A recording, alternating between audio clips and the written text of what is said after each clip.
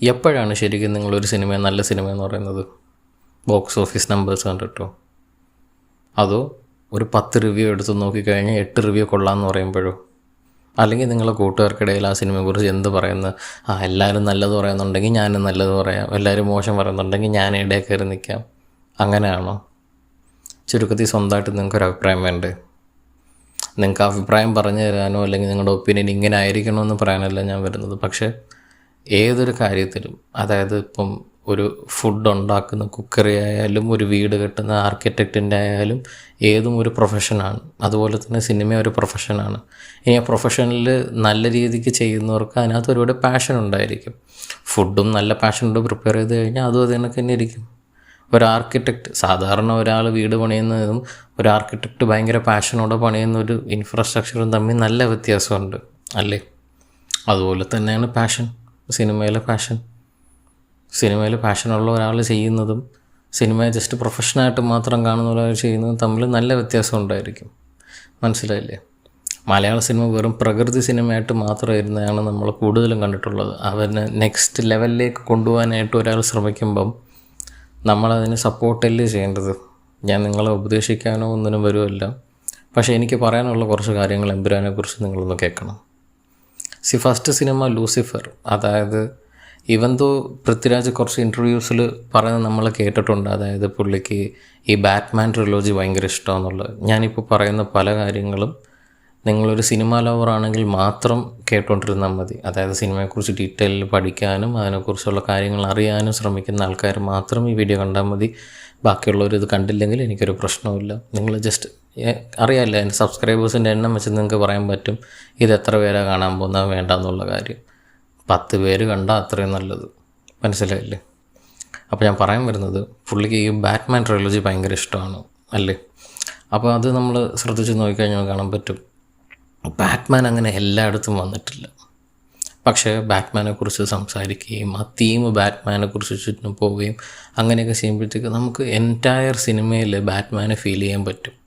അതേ കണക്കത്തെ ഒരു ടേക്കാണ് പുള്ളിയുടെ ലൂസിഫറിൻ്റെ ആ ട്രയോളജിയിലും എടുക്കാനായിട്ട് ശ്രമിക്കുന്നത്. അതായത് എൻ്റെ സെക്കൻഡ് ഇൻസ്റ്റാൾമെൻറ്റ് വന്നിട്ടേ ഉള്ളൂ, തേർഡ് ഇൻസ്റ്റാൾമെൻറ്റ് വന്നിട്ടില്ല. ഞാൻ ഒരിക്കലും ഈ കമ്പയർ ചെയ്യുന്നത് ബാറ്റ്മാൻ ട്രയോളജിയും ഈ പറയുന്ന ലൂസിഫറിൻ്റെ ട്രയോളജിയും രണ്ടും ഒരേ കണക്കാണ്, അല്ലെങ്കിൽ അത് തമ്മിൽ കമ്പയർ ചെയ്യാൻ മാത്രം അത്രയ്ക്ക് ഉണ്ടോ എന്നുള്ള അങ്ങനൊന്നുമില്ല. ആദ്യമേ നമ്മളൊരു പടം ഒരു ഇനിഷ്യേറ്റീവ് എടുത്ത് ഇറക്കുമ്പോഴത്തേക്ക് നമ്മൾ ആക്ച്വലി നോർമൽ ഓഡിയൻസിനെ കൺവേ ചെയ്യാൻ വേണം. അറ്റ് ദ സെയിം ടൈം അതിനകത്ത് കുറച്ച് ഒരു സിംബിളിസം, കുറച്ച് മെറ്റഫേഴ്സ്, അങ്ങനെ എന്തെങ്കിലും ഡീകോഡ് ചെയ്യുന്ന കാര്യങ്ങൾ. നിങ്ങൾക്ക് തോന്നുന്നുണ്ടോ ലൂസിഫർ ഇറങ്ങിയ ഫസ്റ്റ് ഷോ കഴിഞ്ഞ ഉടനെ ആൾക്കാരെല്ലാം വന്നിട്ട് അടിപൊളി പടം, ഇതാണ് പടം, ഇത് മാസ് പടം എന്ന്, മാസ് പടം എന്നൊക്കെ പറഞ്ഞിട്ടുണ്ടായിരിക്കും. പക്ഷെ അതിൻ്റെ ബാക്കിലുള്ള ഡീകോഡിങ്ങും കാര്യങ്ങളും എല്ലാം നടന്നത് ആ പടം OTT-യിൽ അല്ലെങ്കിൽ നിങ്ങൾ പറയുന്ന പല സ്ഥലങ്ങളിൽ പ്രിൻ്റായിട്ട് കിട്ടിയതിന് ശേഷം മാത്രമാണ്. മനസ്സിലായില്ലേ? അതായത് ആ സിനിമയ്ക്ക് ഇനി ഒരു മീനിങ് ഉണ്ട്. എന്തിനാ ഇലുമിനാറ്റിയുടെ സിമ്പിൾസ്, ഈ മറ്റേ ഔളിൻ്റെ ഇത്, കണ്ണ്, ആ പറയുന്ന സംഭവങ്ങളെല്ലാം ആൾക്കാരെന്തോ OTT-ക്ക് വന്നതിന് ശേഷം മാത്രമാണ് ഡീകോഡ് ചെയ്തെടുത്തത്. ഇപ്പോൾ എമ്പുരാൻ എന്ന് പറഞ്ഞൊരു സിനിമ ഇറങ്ങുമ്പോഴത്തേക്ക് ഫുള്ളി അറ്റംപ്റ്റ് ചെയ്ത് ഞാൻ നോക്കിയിട്ടുള്ള കാര്യം എന്ന് വെച്ച് കഴിഞ്ഞാൽ ചുമ്മാ വളവളാന്ന് ഡയലോഗ് പറയുന്നതിനെക്കാട്ടിലും ഫുള്ളി ഡയലോഗ്സ് കട്ട് ഷോട്ട് ചെയ്തു. കാരണം അവർക്ക് കാണിക്കാൻ ഒരുപാട് കാര്യങ്ങളുണ്ട്. അവരാ ഡയലോഗ്സ് കട്ട് ഷോട്ട് ചെയ്തതിന് ശേഷം മാക്സിമം അവർ ചെയ്യാൻ നോക്കിയത് വിഷ്വലി എന്തൊക്കെ കാണിക്കാൻ പറ്റും. ഇപ്പം എനിക്കൊരു ഹോളിവുഡ് സ്റ്റൈൽ പടം വേണം, ഞാനൊരു ഹോളിവുഡ് സ്റ്റൈൽ സിനിമ നിങ്ങളുടെ മുന്നിലേക്ക് നേരിട്ട് കൊണ്ടുവന്നങ്ങ് തന്നു കഴിഞ്ഞാൽ നിങ്ങളങ്ങ് എല്ലാവരും കണ്ടിട്ട് എല്ലാവരും പ്രോത്സാഹിപ്പിക്കുമോ? ഇല്ല, ഒരിക്കലുമില്ല.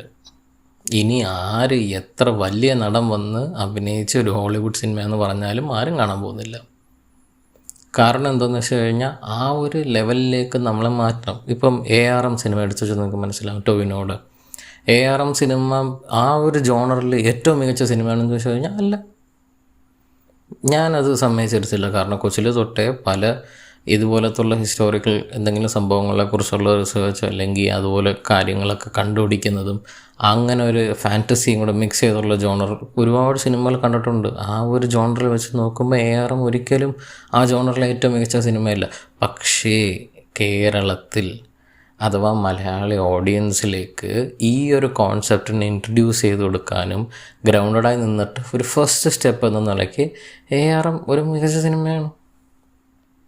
ഒന്നും പറയാൻ പറ്റത്തില്ല.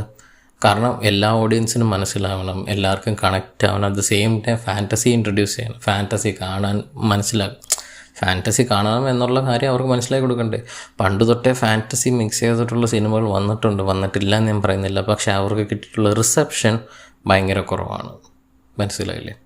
ഇപ്പോൾ എമ്പുരാൻ ചെയ്യുമ്പോഴത്തേക്ക് എന്ത് സംഭവിക്കുന്നത് വെച്ച് കഴിഞ്ഞാൽ, പുള്ളി ഫസ്റ്റ് പാർട്ടിൽ ഇതിനെ ഹാൻഡിൽ ചെയ്തത് ഒരു കേരള പൊളിറ്റിക്സ് എന്ന് പറയുന്ന ആ ഒരു കോൺസെപ്റ്റിനെ വെച്ചുകൊണ്ടും, എൻഡിങ്ങിൽ വരുമ്പോഴത്തേക്ക് ഖുറേഷി അബ്രഹാം എന്ന് പറയുന്ന ആ ഒരു എന്താ പറയുക, ആ ക്യാരക്ടറിന് കിട്ടിയ ഒരു ഏറ്റവും വലിയ എലിവേഷൻ എന്ന് വേണമെങ്കിൽ പറയാം.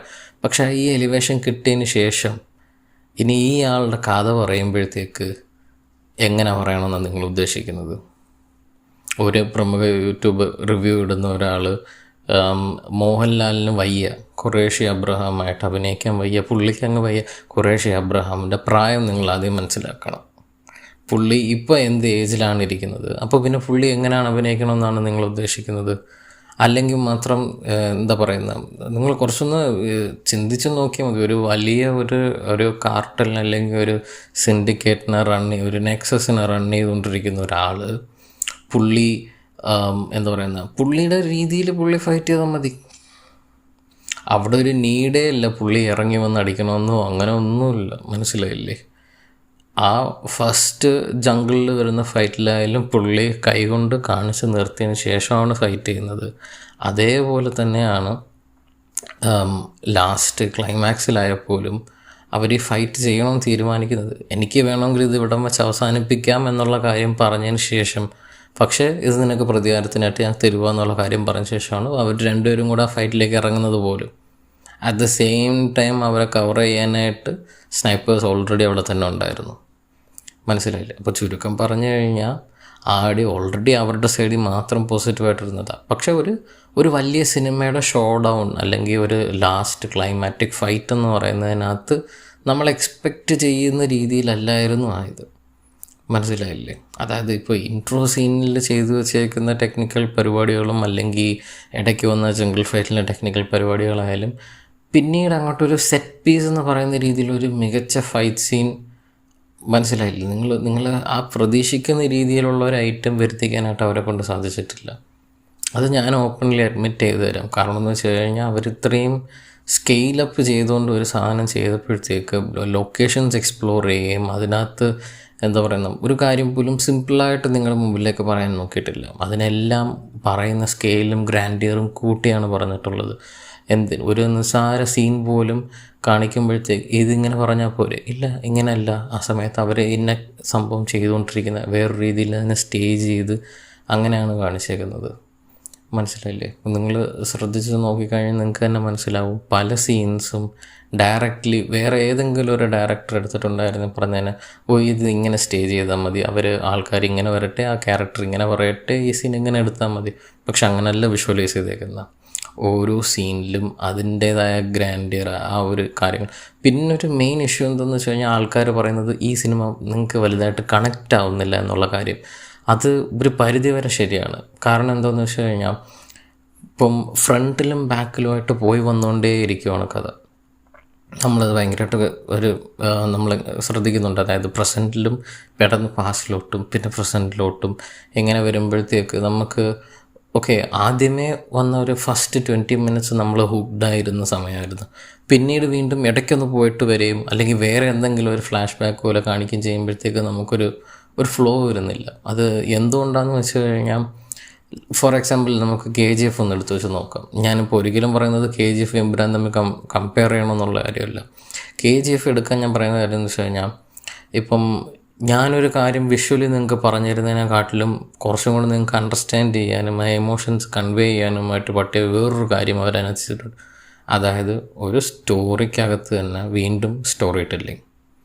മനസ്സിലായില്ലേ? അതായത് ആ ഒരു ജേർണലിസ്റ്റ് എന്ന് പറയുന്ന ആ ഒരു ക്യാരക്ടർ വന്നിരുന്ന ഇൻ്റർവ്യൂ കൊടുത്തുകൊണ്ടിരിക്കുമ്പം പുള്ളി അവിടെ ഇരുന്ന് സംസാരിച്ചുകൊണ്ട് ആ തരുന്ന എലിവേഷനിലൂടെ പുള്ളിയാണ് ആ ഫ്രണ്ട് ആൻഡ് ബാക്ക് പോവുകയും വരികയും ചെയ്തപ്പോഴത്തേക്ക് നമുക്കത് വലിയ ഇഷ്യൂ തോന്നിയില്ല.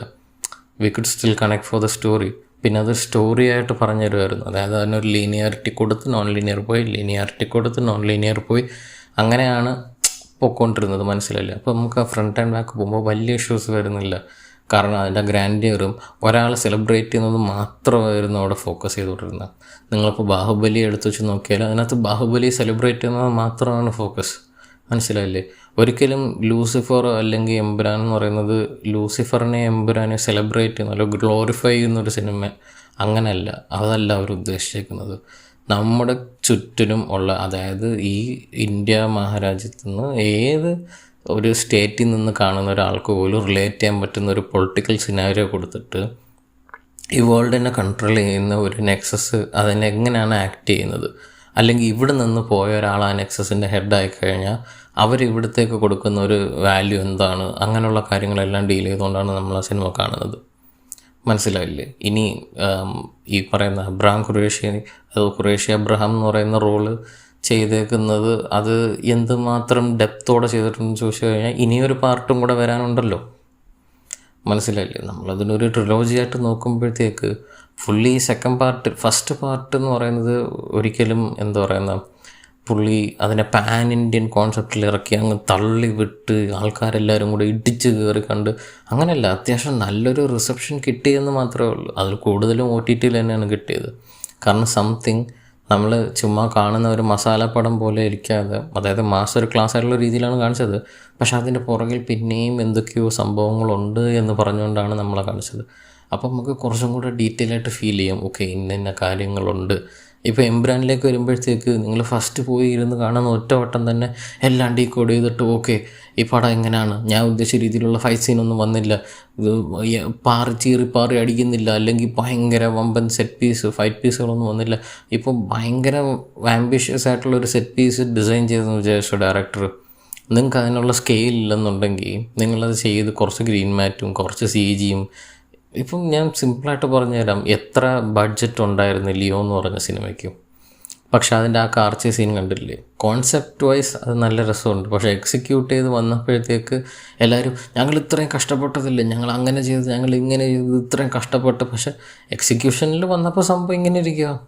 പക്ഷെ നിങ്ങൾക്ക് ഒരു സീൻ പോലും എനിക്ക് തോന്നുന്നു, ഞാൻ ഒരിക്കലും പറയത്തില്ല ഒരു പെർഫെക്റ്റ് ഫിലിം ആണെന്ന്, പക്ഷേ എൻ്റെ ഒരു സൈഡിൽ നിന്ന് കാഴ്ചപ്പാടിൽ നിന്ന് നോക്കിക്കഴിഞ്ഞാൽ ഒരു സീനിൽ പോലും VFX ഇടിക്കുകയോ അല്ലെങ്കിൽ എന്താണ് പ്രാക്ടിക്കൽ വർക്ക് ചെയ്യാതിരിക്കുകയോ ചെയ്തിട്ടില്ല. മാക്സിമം പ്രാക്ടിക്കൽ ആ സ്ഥലത്ത് തന്നെ പോയി സെറ്റിട്ട് അവിടെ തന്നെ ചെയ്ത് പ്രാക്ടിക്കൽ ഫയർ ഉൾപ്പെടെ മിക്ക കാര്യങ്ങളും, ബോംബ് ബ്ലാസ്റ്റ് ആയാലും എക്സ്പ്ലോഷൻസ് എല്ലാ കാര്യങ്ങളും ചെയ്ത് നമുക്കത്, അതായത് ഈ ഒരു സെറ്റ് പീസ് ഇങ്ങനെ ചെയ്യായിരുന്നു എന്ന് പറയുന്നത് ചിലപ്പോൾ ആ ഒരു എക്സ്റ്റെൻറ്റ് വരെ പോയിട്ടില്ലായിരിക്കും. പക്ഷെ ചെയ്ത് വെച്ച കാര്യം വൃത്തിയായിട്ടാണ് ചെയ്തേക്കുന്നത് അല്ലേ? അതുപോലെ തന്നെ ആ നറേഷൻ സ്റ്റൈലിലോട്ട് പിന്നീട് ആ സ്റ്റോറിയുടെ മെയിൻ ഒബ്ജക്റ്റീവ് എന്ന് പറയുന്നത് സെയ്ദ് മസൂദ് എന്ന് പറയുന്ന ക്യാരക്ടറിൻ്റെ വെഞ്ചൻസിലോട്ട് ഫോക്കസ് ചെയ്തതാണ് നമ്മൾ അത്രയും സാറ്റിസ്ഫൈഡ് അല്ലാതായിപ്പോയത്. കാരണം എന്ന് വെച്ച് കഴിഞ്ഞാൽ നമ്മൾ കുറച്ചും കൂടെ വൈഡർ കാര്യങ്ങൾ ഫീൽ ചെയ്തുകൊണ്ടും വൈഡറായിട്ടുള്ള ഒരു ഖുറേഷി അബ്രഹാം ഗ്യാങ്ങിനെ കുറിച്ചുള്ള കാര്യങ്ങൾ അറിയാനും ഖുറേഷി അബ്രഹാം ഫേസ് ചെയ്യുമ്പോൾ നടത്തിയ എനിമയെക്കുറിച്ചുള്ള കാര്യങ്ങൾ അറിയാൻ നോക്കുമ്പോഴത്തേക്ക് എൻ്റെ ഇടയിൽ ആ ഒരു വെഞ്ചൻ സ്റ്റോറി വന്ന് അതിനെ ഒരു ക്ലൈമാറ്റിക് ഫൈറ്റായിട്ട് വെച്ചതാണ് എൻ്റെ അഭിപ്രായത്തിൽ വേണ്ടായിരുന്നു. വേറെ എന്തെങ്കിലും ട്രൈ ചെയ്യായിരുന്നു. കാരണം അങ്ങനെ ട്രൈ ചെയ്തായിരുന്നുണ്ടെങ്കിൽ കുറച്ചും കൂടെ ഇമ്പാക്റ്റ് ക്രിയേറ്റ് ചെയ്യാനായിട്ട് പറ്റിയേനെ. പിന്നെ ഡ്യൂറേഷൻ ഒരിക്കലും ഞാൻ എന്താണ് പറയുന്നത്, നമ്മളിപ്പോൾ എപ്പോഴും ഒരു ടൈപ്പ് സിനിമ കണ്ട് നമ്മൾ ഷോർട്സും റീൽസും ഇങ്ങനെ കണ്ടാണ് നമുക്ക് ഈ അറ്റൻഷൻ സ്പാൻ എന്ന് പറയുന്ന സാധനം ഇല്ലാതായി പോയത്.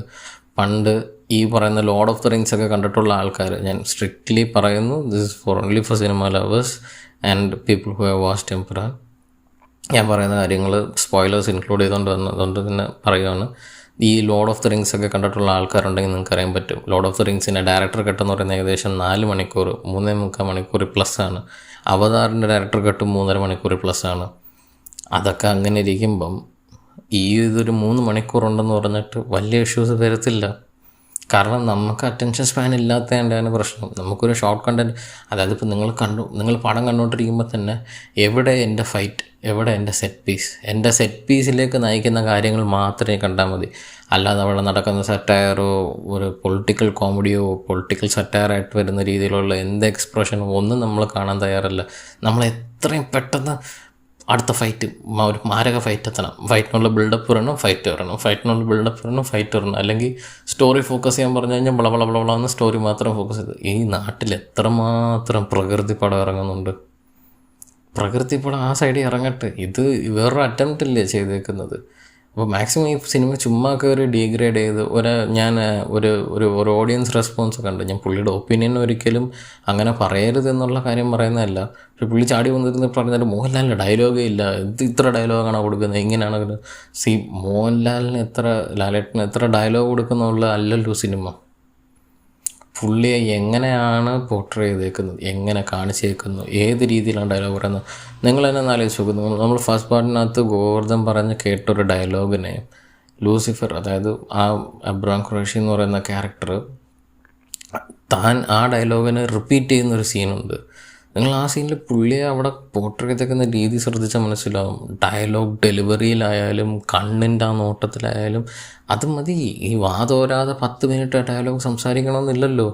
പറയുന്നത് 6 സെൻറ്റൻസ് ആണെന്നുണ്ടെങ്കിലും അത് നല്ല ഗണ്ണ് പോലെ ഇരിക്കുന്ന രീതിയിൽ, നല്ല സിനിമാറ്റിക് ആംഗിളിൽ, നല്ല ലൊക്കേഷനിൽ, നല്ല ലൈറ്റിങ്ങിൽ, നല്ല ക്വാളിറ്റിയോടെയാണ് നമുക്ക് കാണിച്ചു തന്നേക്കുന്നത്. മനസ്സിലായില്ലേ? സോ ഞാൻ ചുരുക്കത്തിൽ ഇത്തരം പറയാൻ ഉദ്ദേശിക്കുന്നുള്ളൂ. ഈ സിനിമയ്ക്ക് ഈ വെറുപ്പിൻ്റെ ആവശ്യം യഥാർത്ഥത്തിലില്ല. നിങ്ങൾ എപ്പോഴും നിങ്ങളുടെ കാഴ്ചപ്പാടിൽ നിന്ന് മാത്രം കാണാതെ ഇത് ചെയ്തവരുടെ കാഴ്ചപ്പാടിൽ നിന്ന് ഇച്ചിരി ഒന്ന് ശ്രദ്ധിച്ചു കഴിഞ്ഞാൽ നിങ്ങൾക്ക് ഈ സിനിമയെ കുറച്ചും കൂടെ സ്നേഹിക്കാൻ പറ്റും. ഞാനിത് പറയുന്നത് ജസ്റ്റ് ഒരു സിനിമ ലവർ എന്ന ഉദ്ദേശത്തിൽ മാത്രമാണ്.